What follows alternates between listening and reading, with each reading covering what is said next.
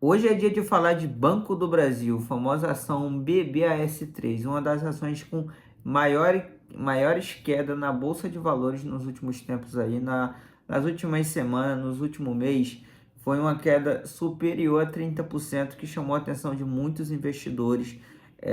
E hoje eu vim aqui trazer um vídeo para vocês relacionado a isso. Hoje a gente vai comentar sobre essa queda e hoje eu vou te dar alguns motivos pelo qual eu não investiria hoje no Banco do Brasil.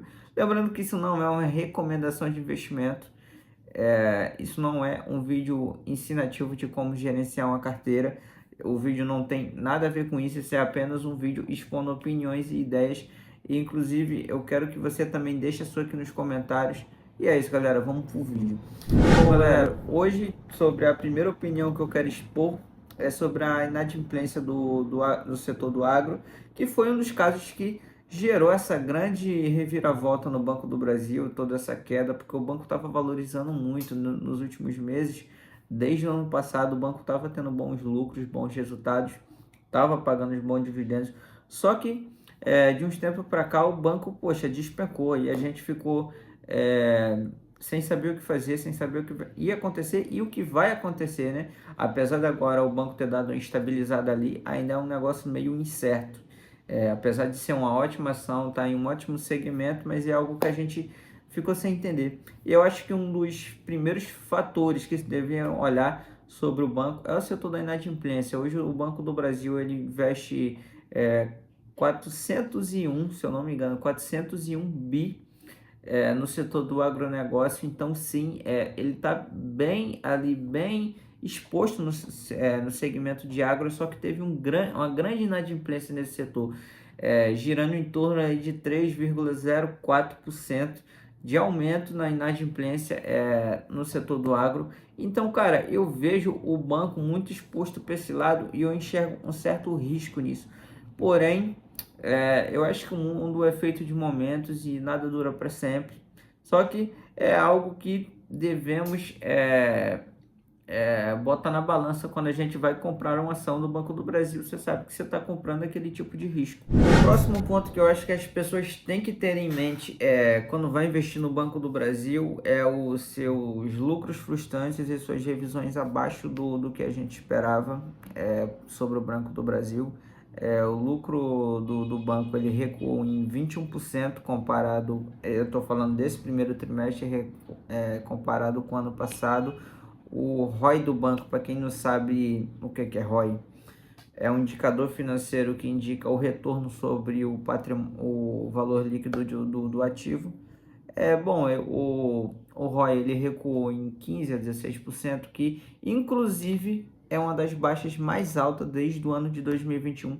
Então o banco ele está passando por uma fase ali meio instável ali, apesar de ser uma ação que normalmente não apresenta grandes quedas por ser.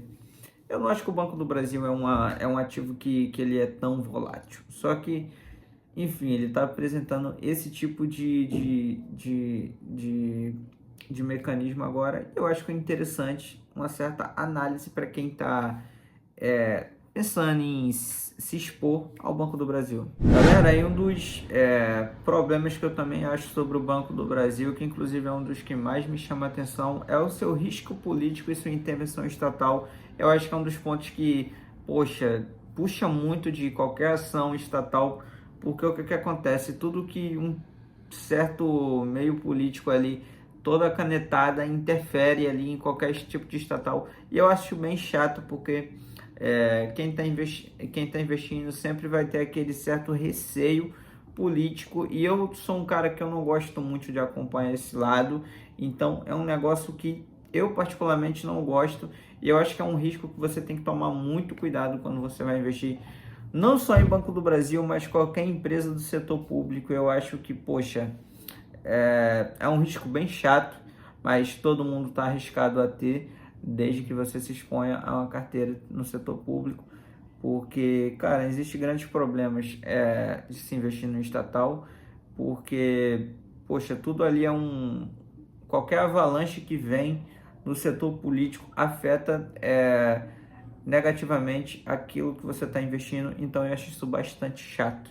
Bom, e o último ponto, e eu acho que não é o mais importante, que todas dessa lista. Só que eu acho que é um ponto bem interessante a se recorrer nesse vídeo, já que eu estou falando sobre o Banco do Brasil, é porque o Banco do Brasil, a ação BBS3, ela é um bancão que ela está em conflito com muitos outros bancos. Porque o que que acontece? O Banco do Brasil, ele é um banco tradicionalzão que não muda a estratégia de fazer as coisas. E justamente por isso ele compete com grandes bancões como Laranjinha ou Roxinho, que muitos conhecem. Eu não vou estar comentando aqui no vídeo porque não é pertinente ao vídeo, mas vocês vão me entender. Investe num estilo mais dinâmico e que atrai jovens, que atrai novos segmentos. E, dado a isso, são hoje os maiores bancos, enfim. E o Banco do Brasil ele perde muito para esse tipo de concorrente, porque ele é um bancão muito tradicional, então ele só está ali com o público mais tradicional, mas ele é um banco que ele não fica atraindo novos públicos, novos tipos de segmentos, enfim. Eu acho que isso é algo a se relevar, apesar de não ser tão importante. Eu, por exemplo, eu uso bancos como o Roxinho e apesar de ser um investidor do Banco do Brasil, eu não uso a conta do Banco do Brasil, eu não uso os serviços financeiros que o Banco do Brasil me propõe, porque eu prefiro inovações. E eu acho que isso é bastante interessante quando você vai investir em algo, porque que você olhe o segmento daquilo, você olhe como aquilo funciona. E eu olho para o Banco do Brasil e eu penso como um banco muito tradicional e muito ali, cara, muita coisa do passado. Galera, então é isso. Comenta aqui o que você achou desse vídeo, deixa seu like e ideias de novos vídeos para esse canal. Valeu!